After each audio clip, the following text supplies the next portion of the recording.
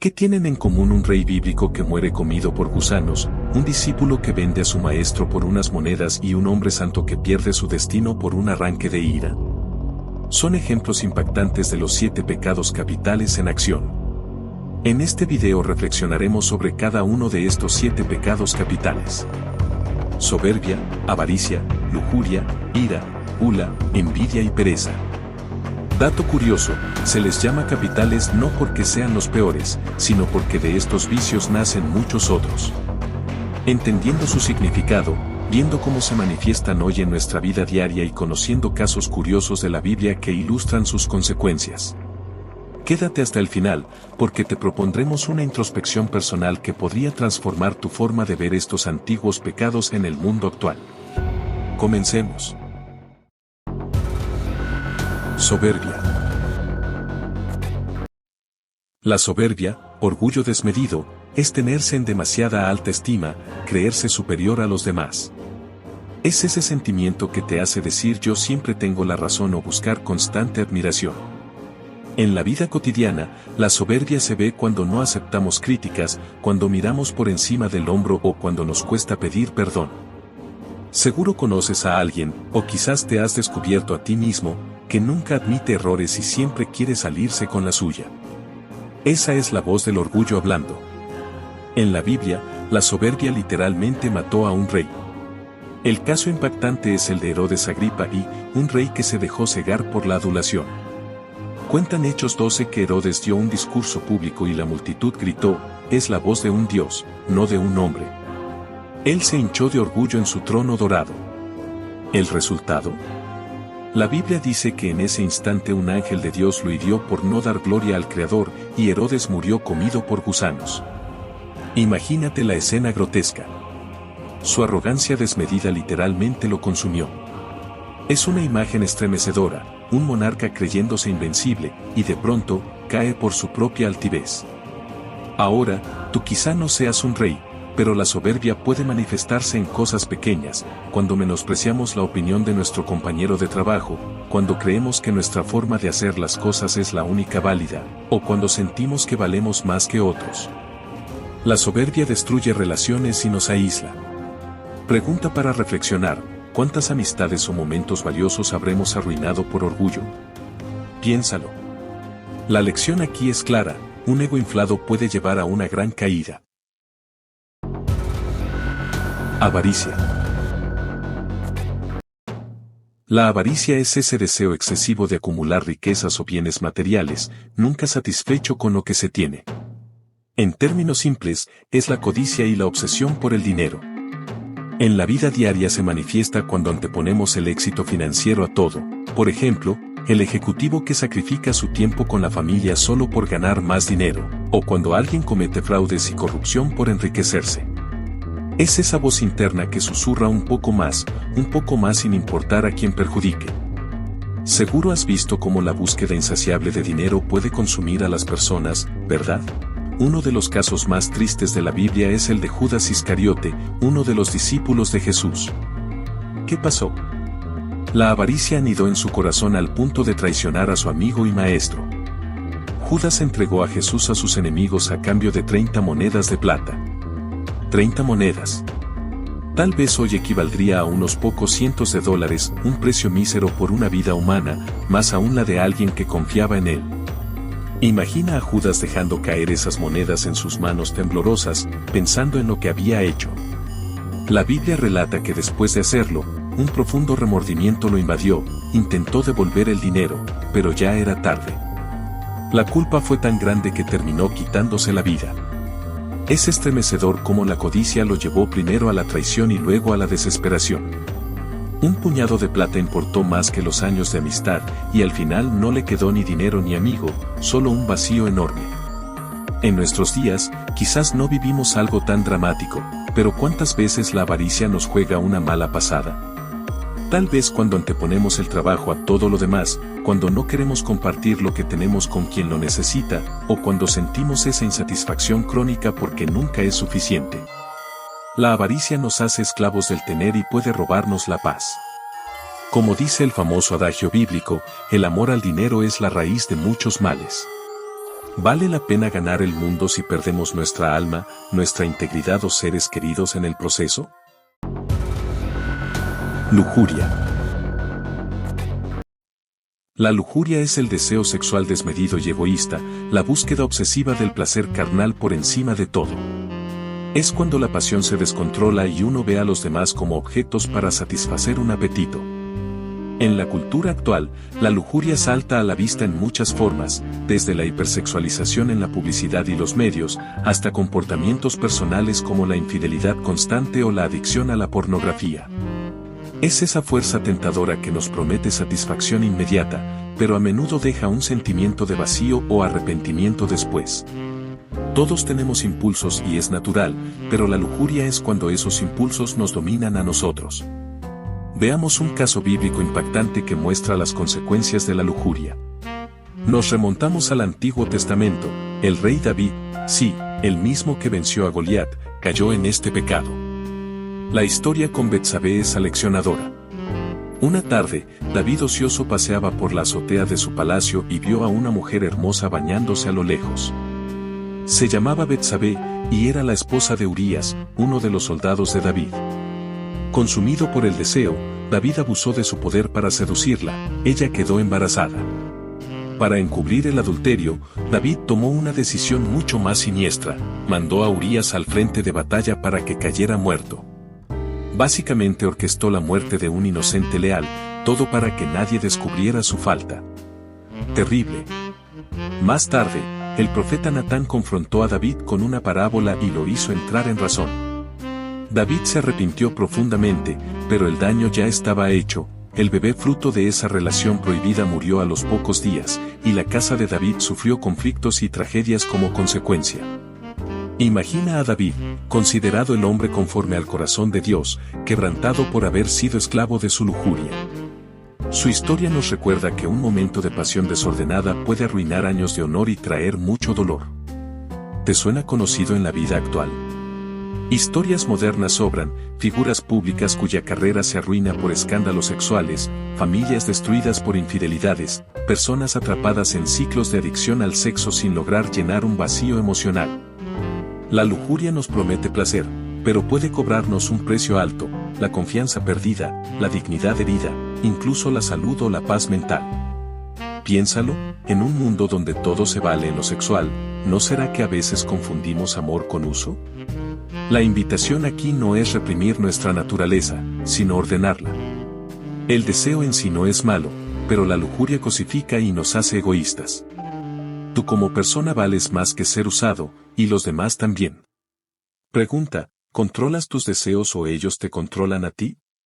Vale la pena reflexionar en esto. Ira. La ira es la rabia descontrolada, ese enojo intenso que puede llevarnos a decir o hacer cosas de las que luego nos arrepentimos. Ojo, enfadarse es humano, a todos nos indigna la injusticia o nos molestan ciertas cosas, y sentir enojo a veces es normal.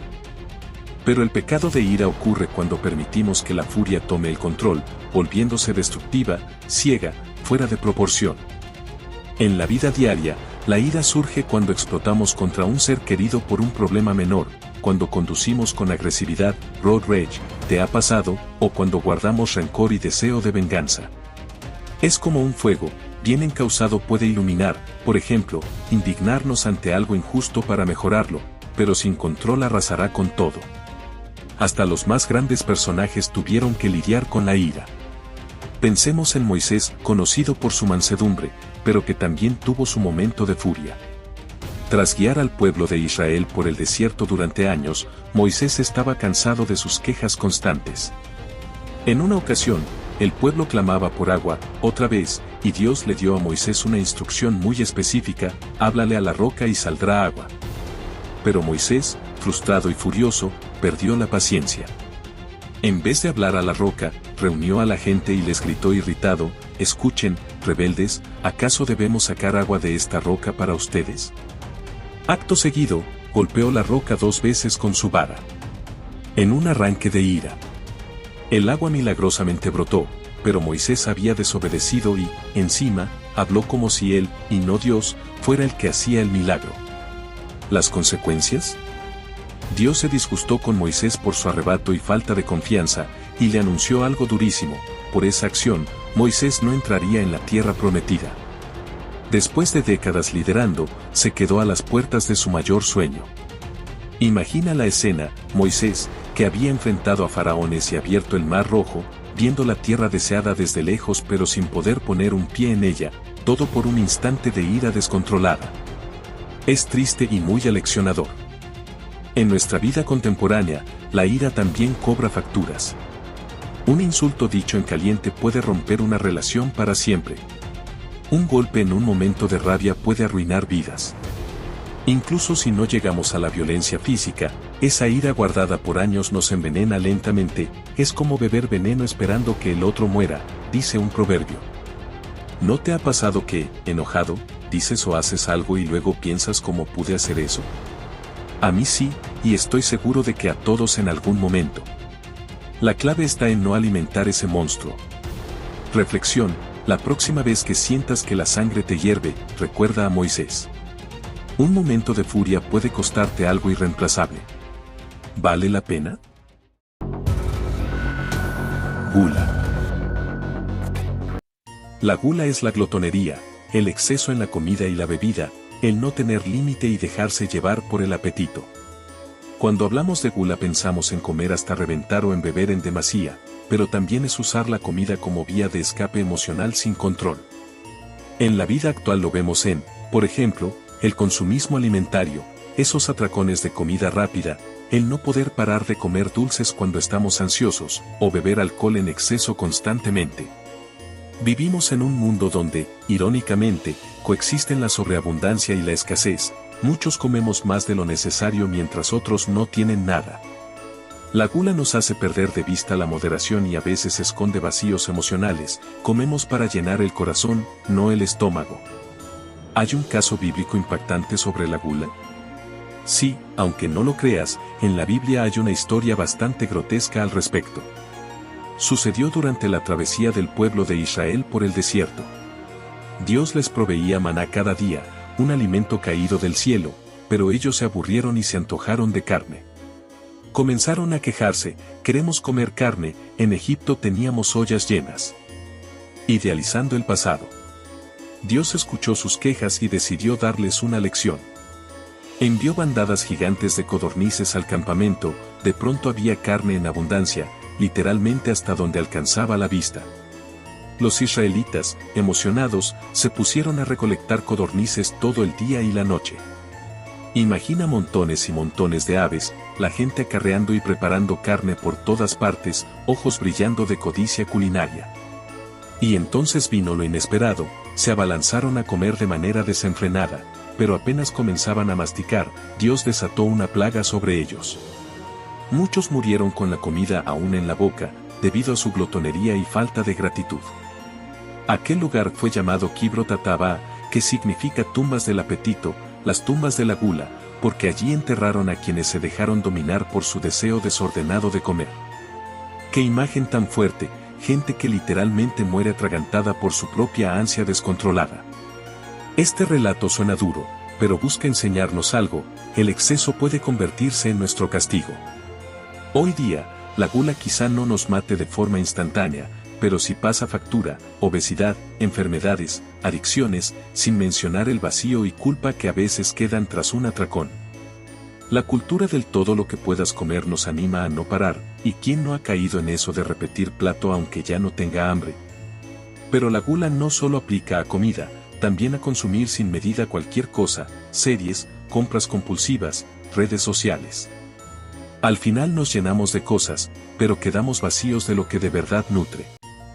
Reflexión: ¿estamos comiendo para vivir, o viviendo para comer, y comprar, y consumir? Un poco de autocontrol, o templanza, nos vendría bien para apreciar lo que consumimos sin que nos consuma. Envidia. La envidia es ese resentimiento o tristeza que nos da cuando otro tiene algo bueno que nosotros no, y a veces incluso alegría maliciosa si al otro le va mal. Es querer lo que el otro tiene, mezclado con cierto rencor hacia esa persona. En términos cotidianos, Es cuando ves las fotos de alguien en vacaciones paradisíacas y en lugar de alegrarte piensas ¿por qué él sí y yo no?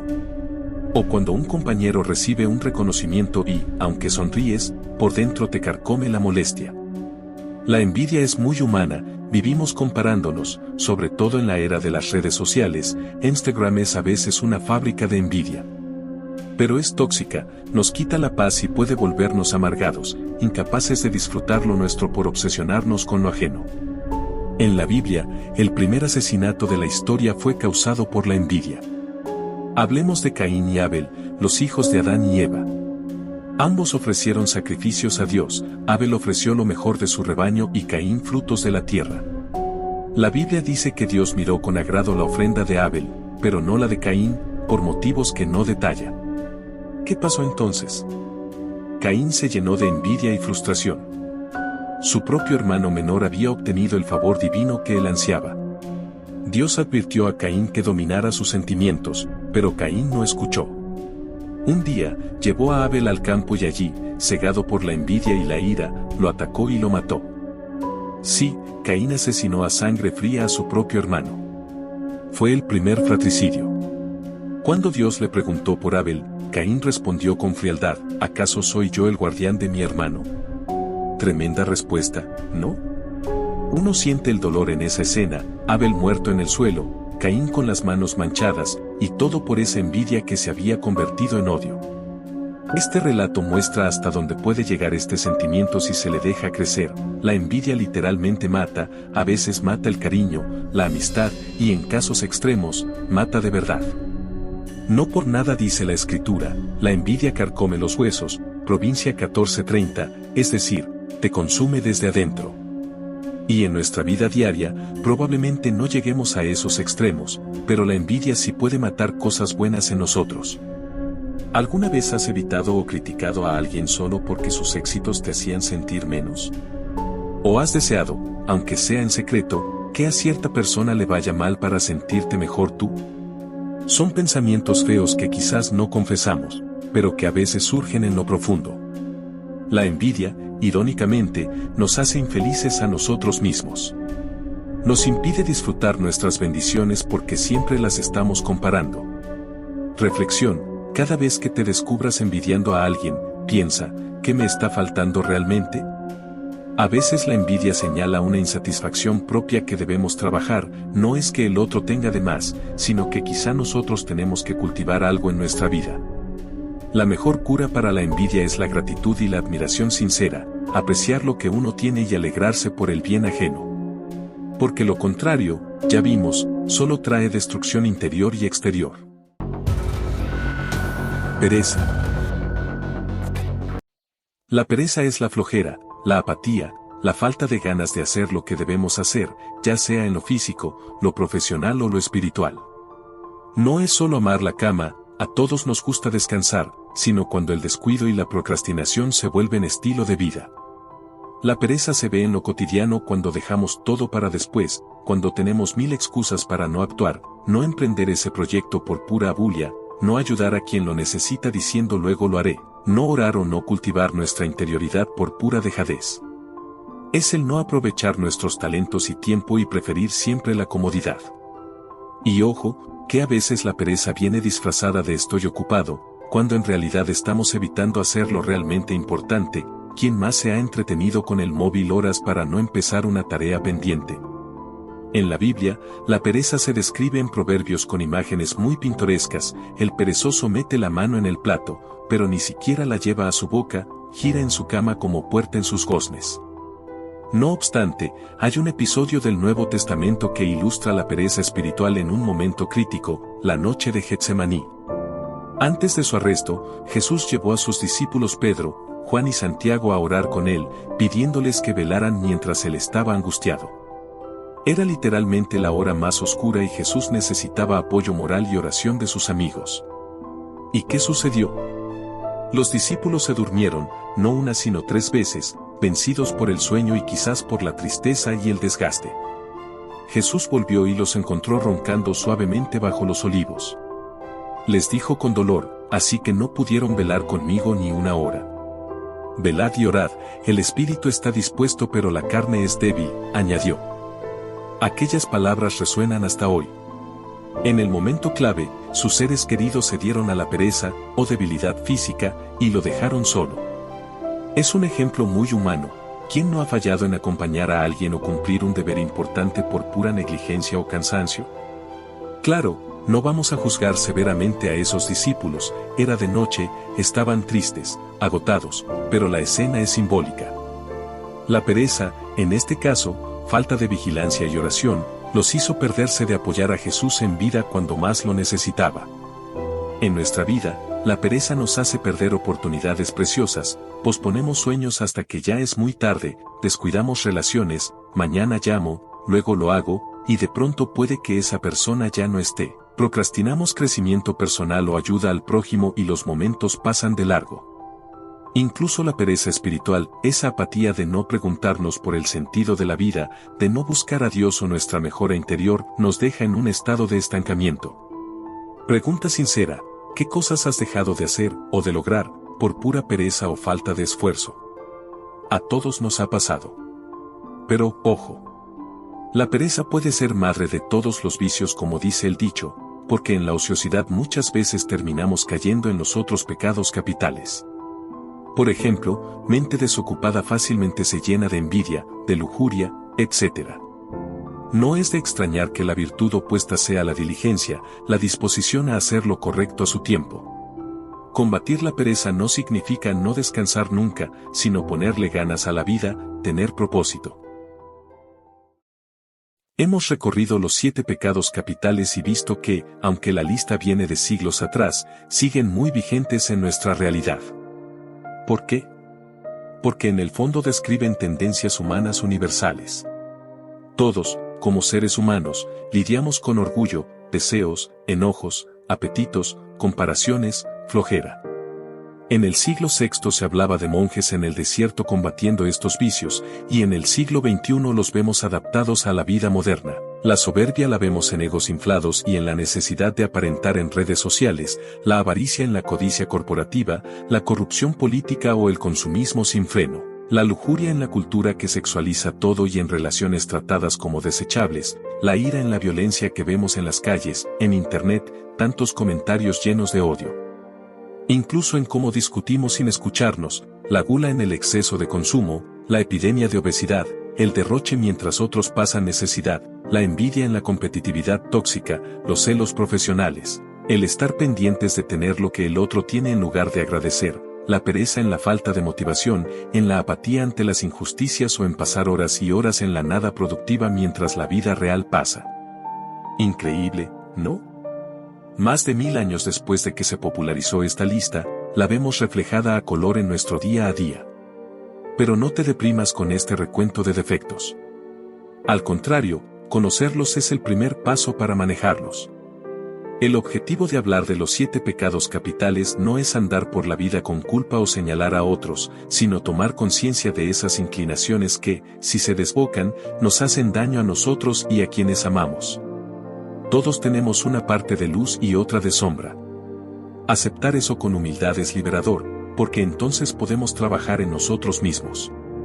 Cada uno de estos pecados tiene su antídoto, su virtud opuesta que podemos cultivar, humildad para la soberbia, generosidad para la avaricia, castidad o pureza, para la lujuria, paciencia para la ira, templanza para la gula, caridad, amor, para la envidia, diligencia para la pereza. No se trata de ser perfectos de la noche a la mañana, ninguno de nosotros lo es, sino de empezar a reconocer cuando, por ejemplo, mi orgullo me está separando de alguien y entonces elijo pedir perdón, cuando la envidia me está amargando y entonces decido agradecer lo que tengo, o cuando la pereza me está robando oportunidades y me obligo a dar ese primer paso aunque cueste. Son pequeñas decisiones cotidianas las que nos van transformando. En términos espirituales, muchas personas encuentran ayuda en la oración, en pedirle a Dios fuerza para mejorar en estas áreas.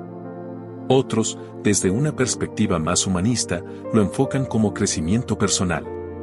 Cualquiera sea tu camino, la invitación es la misma, hacer consciente lo inconsciente y así tomar las riendas de tu vida interior. Al reflexionar sobre los pecados capitales en la actualidad, nos damos cuenta de algo profundo. estos pecados en realidad señalan heridas o vacíos del corazón humano. Por ejemplo, detrás de la soberbia puede haber inseguridad y necesidad de amor, detrás de la avaricia, miedo a la escasez, detrás de la lujuria, soledad, detrás de la ira, dolor o injusticia, detrás de la gula, ansiedad, detrás de la envidia, sensación de inferioridad, detrás de la pereza, quizá falta de propósito o depresión. Entender eso nos hace más compasivos con nosotros mismos y con los demás. Podemos así buscar no solo no pecar, sino sanar aquello que nos hace caer en esos excesos. Para terminar esta reflexión cultural y espiritual, te propongo un reto personal: identifica cuál de estos 7 defectos es tu talón de Aquiles actualmente. Todos tenemos uno o dos que nos golpean más que los otros. ¿Es la ira con tu familia? ¿La envidia hacia ese colega? ¿La pereza que te tiene estancado? ¿La soberbia que no te deja construir relaciones genuinas? Tómate un momento para pensarlo. Reconócelo sin miedo, que a todos nos pasa. Y luego, piensa en una acción concreta para empezar a cambiar eso. Puede ser algo pequeño, un gesto de humildad hoy, un acto de generosidad, apagar el móvil un rato para hacer ese proyecto pendiente, felicitar sinceramente a quien te cuesta por envidia, etc. Verás que ese pequeño paso, repetido, poco a poco traerá luz a esa área oscura. Al final, la enseñanza profunda de los 7 pecados capitales es esta: somos seres imperfectos, pero con capacidad de mejorar. No estamos condenados a repetir siempre los mismos errores. Podemos transformarnos, con ayuda divina o con esfuerzo personal y comunidad, según tus creencias. Estos 7 monstruos internos se pueden domar. Y cuando los domamos, liberamos espacio en nuestra vida para lo contrario, para las virtudes, para el amor y para la plenitud. Ahora te toca a ti. Me encantaría saber qué pecado capital consideras tú que está más presente en la sociedad actual, o cuál te preocupa más personalmente. Déjame en los comentarios tu opinión. ¿Es la soberbia en la era de la vanidad digital? ¿La envidia potenciada por las redes? ¿La ira en estos tiempos polarizados? Te leo con interés porque este diálogo nos enriquece a todos. Si te gustó este video y te hizo reflexionar, por favor dale me gusta y compártelo con otras personas que se puedan beneficiar de esta conversación. No sabes cuánto ayuda eso para que más gente lo vea. Y, por supuesto, te invito a suscribirte al canal haciendo clic en el botón de suscribirse y activando la campanita para que no te pierdas próximos videos sobre temas de crecimiento personal, espiritualidad y cultura. Gracias de corazón por ver hasta el final. Espero que este recorrido por los 7 pecados capitales te haya dejado no solo conocimiento, sino también el deseo de crecer y mejorar cada día. Hasta la próxima. Cuídate mucho y recuerda, el cambio comienza dentro de ti. Jesús es Lord.